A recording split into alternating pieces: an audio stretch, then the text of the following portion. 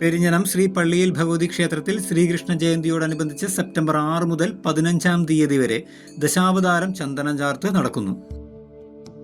ഗുരുവായൂർ ക്ഷേത്രത്തിൽ മാത്രം ദർശിക്കാൻ കഴിയുന്ന ദശാവതാരം ചന്ദനം ചാർത്ത് പള്ളിയിൽ തേവർക്ക് ചാർത്തുന്നതോടെ ആ പുണ്യദർശനത്തിനുള്ള അവസരം നമ്മുടെ ഈ ദേശവാസികൾക്ക് കൂടി ലഭിക്കുകയാണ്. ഭഗവാന്റെ ആദ്യ അവതാരമായ മത്സ്യാവതാരമാണ് സെപ്റ്റംബർ 6-ാം തീയതി ഭഗവാൻ പള്ളിയിൽ തേവർക്ക് ചാർത്തുന്നത്. അതിന്റെ ദർശനഫലം വിദ്യാഭ്യാസത്തിനും രോഗശാന്തിക്കുമാണ് ഗുണം ചെയ്യുന്നത്. നിവേദ്യമായി നെയ്പായസവും പുഷ്പാഞ്ജലിയായി ധന്വന്തര മന്ത്ര പുഷ്പാഞ്ജലിയും ഭക്തർക്ക് അന്നേ ദിവസം വഴിപാടായി നടത്താവുന്നതാണ്. സെപ്റ്റംബർ 7-ാം തീയതി ഭഗവാന്റെ 2ാമത്തെ അവതാരമായ കൂർമാവതാരമാണ് ചന്ദനം ചാർത്തുന്നത്. അതിന്റെ ദർശനഫലം ദീർഘായുസിനാണ് അന്ന് ദർശനഫലം ലഭിക്കുന്നത്. നിവേദ്യമായിട്ട് തിരുമധുരവും പുഷ്പാഞ്ജലിയായി ഭാഗ്യസൂക്തവും പുരുഷസൂക്തവും അന്നേ ദിവസം ഭക്തർക്ക് വഴിപാടായി നടത്താവുന്നതാണ്. സെപ്റ്റംബർ 8-ാം തീയതി ഭഗവാന്റെ 3ാമത്തെ അവതാരമായ വരാഹ അവതാരമാണ് ചന്ദനം ചാർത്തുന്നത്. അതിന്റെ ദർശനഫലം ശാരീരികവും മാനസികവുമായ ഉന്മേഷത്തിനാണ് അതിന്റെ ദർശനഫലം ലഭിക്കുന്നത്. നിവേദ്യമായി അപ്പം വഴിപാടും പുഷ്പാഞ്ജലിയായി മഹാസുദർശനവും രാജഗോപാല മന്ത്ര പുഷ്പാഞ്ജലിയും ഭക്തർക്ക് അന്നേ ദിവസം വഴിപാടായി നടത്താവുന്നതാണ്. സെപ്റ്റംബർ 9-ാം തീയതി ഭഗവാന്റെ 4ാമത്തെ അവതാരമായ നരസിംഹാവതാരമാണ് ചന്ദനം ചാർത്തുന്നത്. അതിന്റെ ദർശനഫലം ശത്രുനാശമാണ്. അതിന്റെ ദർശനഫലം നിവേദ്യമായി പഞ്ചാരപ്പായസവും പുഷ്പാഞ്ജലിയായി സുദർശന മന്ത്ര പുഷ്പാഞ്ജലിയുമാണ് അന്ന് ഭക്തർക്ക് വഴിപാടായി നടത്തുവാൻ സാധിക്കുന്നത്. ഭഗവാന്റെ 5ാമത്തെ അവതാരമായ വാമനാവതാരം സെപ്റ്റംബർ 10-ാം തീയതിയാണ് ഭഗവാന് ചാർത്തുന്നത്. അതിന്റെ ദർശനഫലം ബുദ്ധിവികാസത്തിനാണ് അതുകൊണ്ടുള്ള ദർശനഫലം ലഭിക്കുന്നത്. നിവേദ്യമായി കദളിപ്പഴവും പുഷ്പാഞ്ജലിയായി ഭാഗ്യസൂക്തവും പുരുഷസൂക്തവും അന്നേ ദിവസം ഭക്തർക്ക് വഴിപാടായി നടത്താവുന്നതാണ്. ഭഗവാന്റെ 6ാമത്തെ അവതാരമായ പരശുരാമാവതാരം സെപ്റ്റംബർ 11-ാം തീയതിയാണ് ഭഗവാന് ചാർത്തുന്നത്. അതിന്റെ ദർശനഫലം ശത്രുനാശമാണ്. നിവേദ്യമായി അവിൽ കുഴച്ചതും പുഷ്പാഞ്ജലിയായി അഷ്ടാക്ഷര മന്ത്ര പുഷ്പാഞ്ജലിയുമാണ് ഭക്തർക്ക് അന്നേ ദിവസം വഴിപാടായി നടത്തുവാൻ സാധിക്കുന്നത്.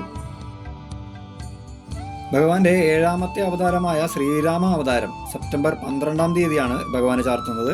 അതിന്റെ ദർശനഫലം ഐക്യമത്യമാണ്. കുടുംബത്തിന് ഐക്യം ഉണ്ടാകുന്നതിന് വേണ്ടിയാണ് അതിന്റെ ദർശനഫലം ഗുണം ചെയ്യുന്നത്. നിവേദ്യമായി പാൽപായസവും പുഷ്പാഞ്ജലിയായി ഭാഗ്യസൂക്തവുമാണ് അന്നേ ദിവസം ഭക്തർക്ക് വഴിപാടായി നടത്തുവാൻ സാധിക്കുന്നത്. ഭഗവാന്റെ 8ാമത്തെ അവതാരമായ ബലരാമ അവതാരം സെപ്റ്റംബർ 13-ാം തീയതിയാണ് ചാർത്തുന്നത്. അതിന്റെ ദർശനഫലം ഐക്യമത്യം തന്നെയാണ്. നിവേദ്യമായി പിഴിഞ്ഞ പായസവും പുഷ്പാഞ്ജലിയായി ഭാഗ്യസൂക്തവുമാണ് ഭക്തർക്ക് വഴിപാടായി നടത്തുവാൻ സാധിക്കുന്നത്.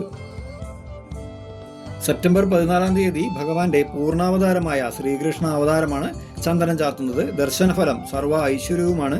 നിവേദ്യമായി വെണ്ണയും പാലും പുഷ്പാഞ്ജലിയായി സന്താനഗോപാല മന്ത്രവും ഐക്യമത്യസൂക്തവുമാണ് ഭക്തർക്ക് അന്നേ ദിവസം വഴിപാടായി നടത്തുവാൻ സാധിക്കുന്നത്. സെപ്റ്റംബർ 15-ാം തീയതി ഭഗവാന്റെ വിശ്വരൂപമാണ് ചന്ദനമായി ചാർത്തുന്നത്. ദർശനഫലം സർവ്വ ഐശ്വര്യവുമാണ്. നിവേദ്യമായി പാല്, പഴം, വെണ്ണ, അവല്, അപ്പം, തിരുമധുരം തുടങ്ങിയവയാണ് ഭക്തർക്ക് അന്നേ ദിവസം വഴിപാടായി നടത്തുവാൻ സാധിക്കുന്നത്.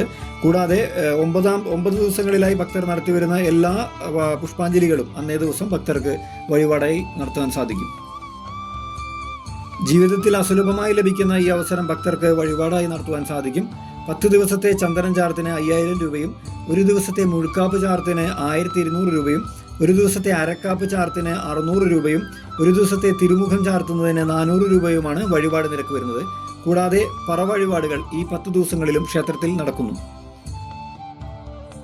സെപ്റ്റംബർ 14-ാം തീയതി ഞായറാഴ്ച അഷ്ടമി രോഹിണി നാളിൽ ഭഗവാന്റെ പിറന്നാൾ ദിവസമായ അഷ്ടമി രോഹിണി നാളിൽ ഭക്തർക്കായി ഭഗവാന്റെ പിറന്നാൾ സദ്യയായി പ്രസാദൂട്ട് ഉണ്ടായിരിക്കുന്നതാണ്. ജീവിതത്തിൽ അപൂർവമായി കിട്ടുന്ന ഈ ദർശന പുണ്യം നുകരുവാൻ എല്ലാ ഭക്തരെയും ക്ഷേത്രത്തിലേക്ക് സ്വാഗതം ചെയ്യുന്നതായി കമ്മിറ്റി ഭാരവാഹികൾ അറിയിച്ചു.